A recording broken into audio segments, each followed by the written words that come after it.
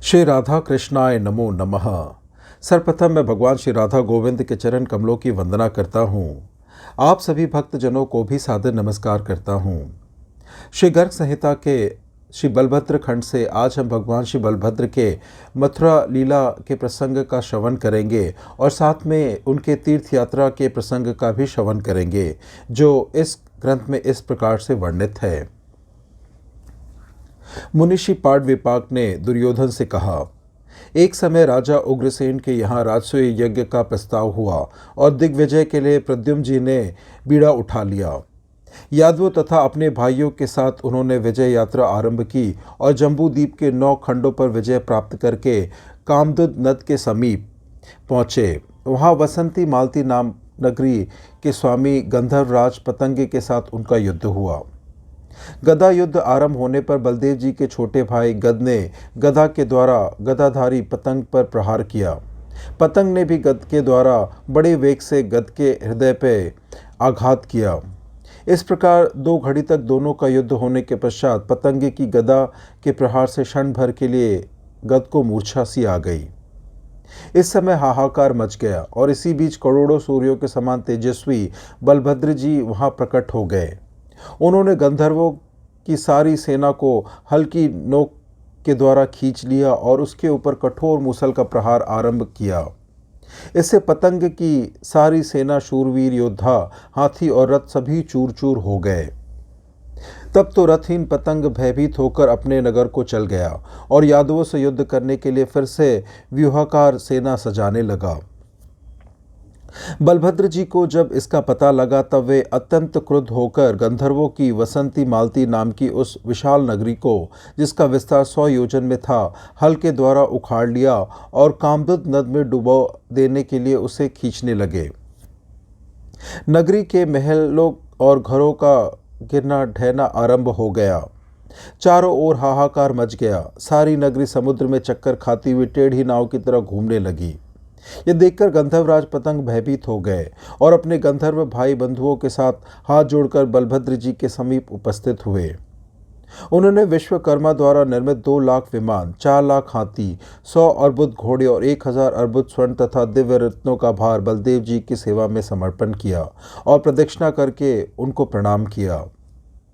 फिर सांब को छुड़ाने के लिए बलराम जी यहाँ तुम्हारे हस्तिनापुर में पधारे और तुम सबके सामने ही उन्होंने हल की नोक से तुम्हारे नगर को उखाड़ लिया और गंगा में डुबोने के लिए खींचने लगे। फिर नाग कन्या गोपियों के साथ रास मंडल में यमुना जी को भी उन्होंने अपने हल की नोक से खींचा। तदंतर एक समय की बात है, नारद जी की प्रेरणा से भौमासुर का सखा और सुग्रीव का मंत्री दिविद नामक बंदर युद्ध करने के लिए आया। रैवतक पर्वत पर बलराम जी के साथ 4 घड़ी तक उसका युद्ध हुआ। वो वृक्षों, शिलाओं और मुक्कों के द्वारा बलराम जी पर प्रहार कर रहा था। उस स्थिति में बलराम जी ने मुसल के द्वारा उसके मस्तक पर चोट पहुंचाई। फिर वह मरा नहीं और फिर से बलराम जी को मुक्का मारकर दौड़ा। भगवान अच्युत के बड़े भाई बलराम जी ने अपने दोनों हाथों से पकड़ लिया और रैवतक पर्वत पर दे मारा।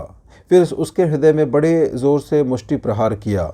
तब बंदर नीचे गिर गया। उसके गिरने से आवाज करता हुआ सारा पर्वत कमंडलू के भांति कांपने लगा। फिर दुर्योधन, तदंतर पांडवों के साथ तुम लोगों के युद्ध का उद्योग सुनकर बलराम जी तीर्थ यात्रा के बहाने नागरिकों और ब्राह्मणों को साथ लेकर द्वारका की प्रदक्षिणा करके पुरी से बाहर निकले। फिर उन्होंने सिद्धाश्रम और प्रभास में स्नान किया। पश्चिम दिशा में स्थित सरस्वती, प्रतिस्त्रोता, सैंधवारण, जम्बू मार्ग, उत्पालवर्त, अर्बुद, हेमवंत और सिंधुधन में पृथक पृथक स्नान किया। तदंतर बिंदुसार, त्रितकूप, सुदर्शन, अत्रितीर्थ, औशनश, आग्रह, वाय, स्वदाश, गृहतीर्थ और शाददेव आदि तीर्थों में स्नान किया। साथ ही पृथुतीर्थ, तपोभूमि, लीलावती, वेदनगर, गांधर्व, शक्र, भीमरथी, श्री जाह्नवी, कालिंदी, हरिद्वार, कुरुक्षेत्र, मथुरा और पुष्कर आदि तीर्थों में स्नान किया। फिर वहां से वे संभलग्राम और शूकर क्षेत्र में गए। इस प्रकार अन्य तीर्थों की भी यात्रा करते हुए साक्षात भगवान शंकरशन श्री बलराम जी नैमिषारण्य में पहुंचे। बलराम जी को आया देखकर शौनक आदि मुनियों ने खड़े होकर उनको प्रणाम किया और उनकी अर्चा की। वहां वेद व्यास जी के शिष्य रोमहर्षण जी विराजमान थे। वे खड़े नहीं हुए। बलराम जी ने यह देखकर हाथ में जो कुशा लिए हुए थे उसी की नोक से मुनि को निहत कर दिया। यह देखकर सब मुनि हाहाकार करने लगे। बलराम जी ने यह सब देखा। समस्त लोगों को पवित्र करने वाले होने पर भी उन्होंने लोक संग्रह के लिए अपनी शुद्धि की कामना से 12 महीने तक तीर्थ स्नान करने का व्रत ले लिया। वहां इलव का पुत्र बलवल नामक दैत्य रहता था। वह नैमिषारण्य में पर्वों के अवसर पर भयानक आंधी के साथ साथ धूल की तथा दुर्गंधपूर्ण पीप, रुधिर, विष्ठा, मूत्र, मद्रा और मांस आदि की वर्षा करता था। उसकी जीभ सदा लपलपाया करती थी। वज्र के समान दृढ़ उसके अंग थे। कज्जलगिरी के समान उसकी काली आकृति थी और तपाए हुए तांबे के समान मूछ दाढ़ी वाला वह असुर बड़ा ही भयानक दिख पड़ता था। ऋषि ब्राह्मणों की शांति के लिए उस भयानक असुर को बलराम जी ने हल्के अग्रभाग द्वारा आकाश से खींचकर उसके मस्तक पर मुसल के द्वारा प्रहार किया। मुसल की चोट लगते ही उसके प्राण निकल गए और वह आकाश से कमंडलू की तरह नीचे गिर पड़ा। तदंतर प्रसन्नता से खिले हुए मुख वाले मुनियों ने बलराम जी का स्तवन किया, उनको बड़े बड़े आशीर्वाद दिए और जिस प्रकार वृत्तासुर का वध करने वाले इंद्र का देवता लोगों ने अभिषेक किया था उसी प्रकार बलराम जी का अभिषेक किया। तदंतर मुनियों से आज्ञा लेकर बलराम जी सरयू, कौशिकी, मानसरोवर, गंडकी और गौतमी आदि तीर्थों में स्नान करने चले गए।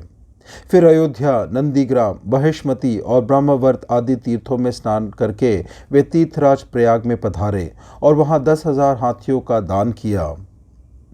तदंतर चित्रकूट, विंध्याचल, काशी, विपाशा, शोण, मिथिला और गया आदि तीर्थों में स्नान करके गंगा सागर संगम पर गए और वहां स्वर्ण के सिंघों से और सुंदर वस्त्रों से सुशोभित 100 करोड़ गायें ब्राह्मणों को दान दी। प्रत्येक गौ पर स्वर्ण और रत्नों का भार पृथक पृथक रूप से लदा हुआ था।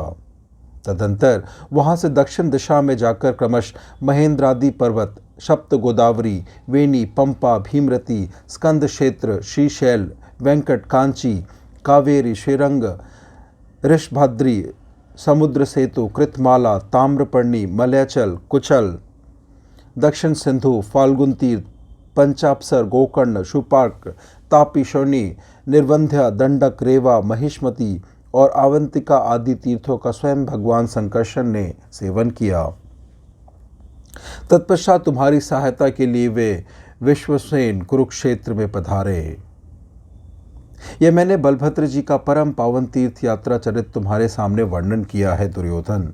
कौरवेंद्र, यह संपूर्ण पापों का नाश करने वाला है, सर्व कल्याणकारी पवित्र प्रसंग है। अब तुम और क्या सुनना चाहते हो? इस प्रकार से आज की उत्तम दिव्य लीला कथा यहीं संपन्न होती है। श्रवण करने के लिए और अपना बहुमूल्य समय देने के लिए आपको धन्यवाद। श्री राधा कृष्णाय नमो नमः।